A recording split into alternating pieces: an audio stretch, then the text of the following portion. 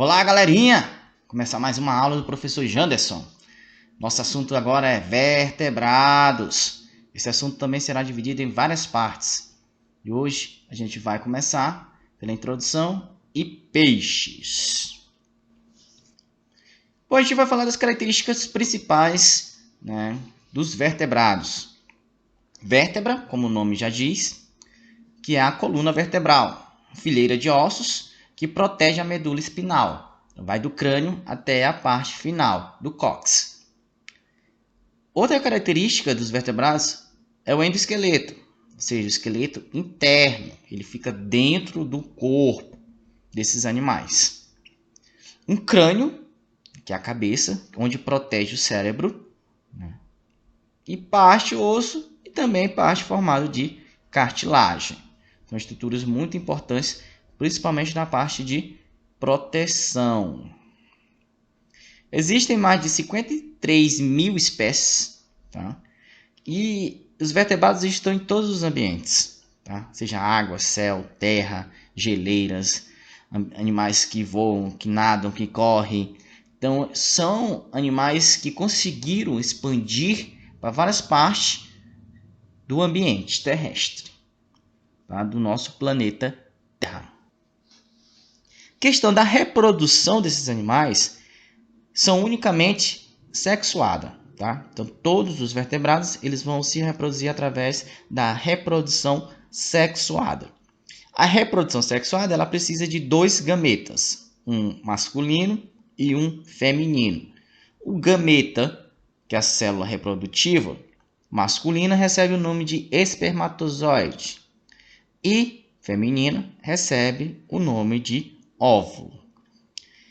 Quando há o encontro desses dois gametas, existe a fecundação, que é a junção, a união do gameta masculino e do gameta feminino. Essa união, essa função de estar ali junto, elas podem ser de duas maneiras. Então, o gameta masculino e o gameta feminino, eles podem se encontrar de duas maneiras. Podem ser reprodução externa, ou seja, fora do corpo da fêmea, ou reprodução interna, ou seja, uma fecundação interna, que é dentro do corpo da fêmea, tá? Não importa se é externa ou interna, sempre vai ter o zigoto, que é a primeira célula. O zigoto é o resultado da fecundação do gameta masculino com o gameta feminino. Depois que eles se unirem, eles vão formar o zigoto, que é uma célula do indivíduo novo. Na reprodução externa, ou seja, fora do corpo da fêmea, o ambiente tem que ser úmido. Por quê? Porque o gameta masculino e o gameta feminino eles precisam de um líquido para o deslocamento. Tá? Além disso, esse lugar úmido vai ter uma proteção para os gametas. Essa proteção é justamente para não causar a desidratação dessas células. Tá? Então, lembrando, toda vez que a fecundação for externa, fora do corpo da fêmea, eles vão necessitar de um ambiente úmido. Muitas vezes acontece com a ajuda de água. Tá? Outras vezes, um ambiente mais úmido serve. Porque aí ele vai unir, formar o zigoto. O zigoto que depois da união do masculino com o feminino vai dar origem a várias células. Ele vai se dividir, vai se multiplicar, formando várias células desse indivíduo. Na fecundação interna, dentro do corpo da fêmea, tá? É mais simples em questão de encontro. O espermatozoide ele já vai estar no ambiente adaptado para ele encontrar o óvulo. Então, ele não vai ter nenhuma dificuldade. O embrião é o desenvolvimento do zigoto. Então, lembrando, zigoto é a união do gameta masculino com o gameta feminino. Depois que forma o zigoto, ele vai desenvolver e formar um embrião. Zigoto é a primeira célula. Ele vai se multiplicar em várias. Isso dentro de uma proteção. Pode ser dentro de um ovo ou dentro de um útero. De qualquer maneira, ele vai desenvolver para formar um embrião, tá? Que vai ser já a origem de um filhote, de um ancestral ou de um descendente.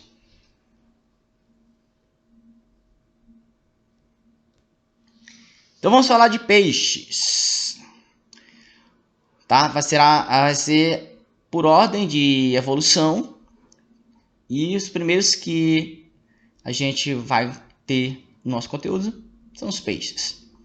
Os peixes, características, tá?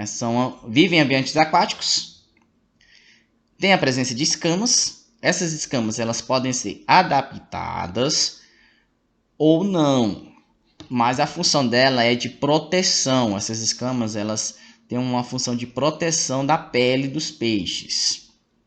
Os peixes apresentam um formato de hidrodinâmico, ou seja, é um formato para permitir o deslocamento com mais facilidade e rapidez na água. Eles são achatados lateralmente, e esse achatamento lateralmente ajuda o deslocamento dentro da água. É por isso que eles conseguem estar se locomovendo com uma maior rapidez. Sua respiração é branquial, ou seja, existe uma estrutura chamada brânquias. Essas brânquias elas filtram a água e retiram o oxigênio presente na água. Tá?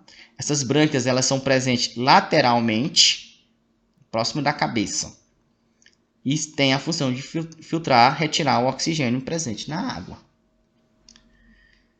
Então, essa respiração branquial ela funciona dessa maneira. O oxigênio da água, lembrando que a água é formada por H2O, então tem oxigênio na água.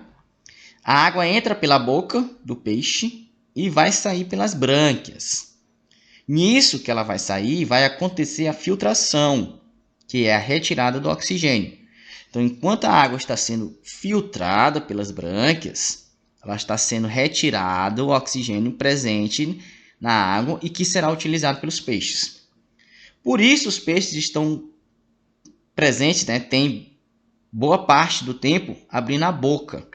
Se você prestar atenção, se você tiver um aquário, tiver uma criaçãozinha de peixes domésticos, verifique como ele fica abrindo a boca constantemente. Isso é porque ele está retirando o oxigênio da água. Tá? Então a água entra pela boca e sai pelas brânquias. Fica só o oxigênio onde foi filtrado.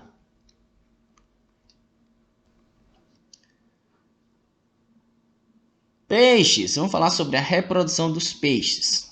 São animais ovíparos, ou seja, colocam ovos. Tá? Sua fecundação é externa, ou seja, fora do corpo da fêmea. É colocado o gameta masculino na água e o gameta feminino na água. Ou seja, o macho coloca os espermatozoides, a fêmea coloca os óvulos e os gametas vão ficar na água. Eles vão usar o líquido para conseguir se encontrar. Quando esse encontro que vai ter a união e a formação do zigoto, esse zigoto vai dar origem a uma larva, lógico, dentro do ovo. Quando ela eclodir, ela sair, essa larva recebe o nome de alevino. Esses alevinos vão sofrer transformação, metamorfose, mudança, para ficar parecido com um adulto. Então ele não vai nascer com as mesmas características. Ele vai sofrer umas mudanças, vai sofrer uma mudança para se tornar um adulto. Então, ovo, alevino, vai sofrer uma mudança para virar um adulto. Tá? O grupo dos peixes é dividido em 3. Existem os peixes cartilaginosos, os peixes ósseos e os peixes sem mandíbulas. Desses 3, o mais primitivo é o sem mandíbula. Tá? Foram um dos primeiros animais a surgir vertebrados. Tá? A questão dos grupos de peixes. Os cartilaginosos apresentam esqueleto de cartilagem. Tá? Então, um esqueleto mais flexível. O grupo dos ósseos apresenta esqueleto de osso, com a mesma constituição do nosso. E os semandíbulas não apresentam nem escama. E a única característica bastante marcante que eles apresentam uma única nadadeira caudal, na extremidade da cauda. Eles apresentam apenas uma nadadeira.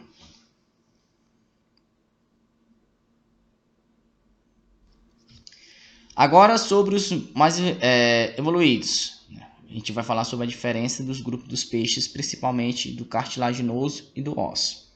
O cartilaginoso tem a boca central, ou seja, uma parte de baixo. Os peixes ósseos, boca frontal. O cartilaginoso tem 5 fendas branquial. O peixe ósseo apenas uma. Ainda é protegido por uma estrutura chamada opérculos. Então, apenas os peixes ósseos apresenta opérculo. Nadadeiras. A do peixe cartilaginoso ela é diferente, a nadadeira caudal, a de cima e a de baixo.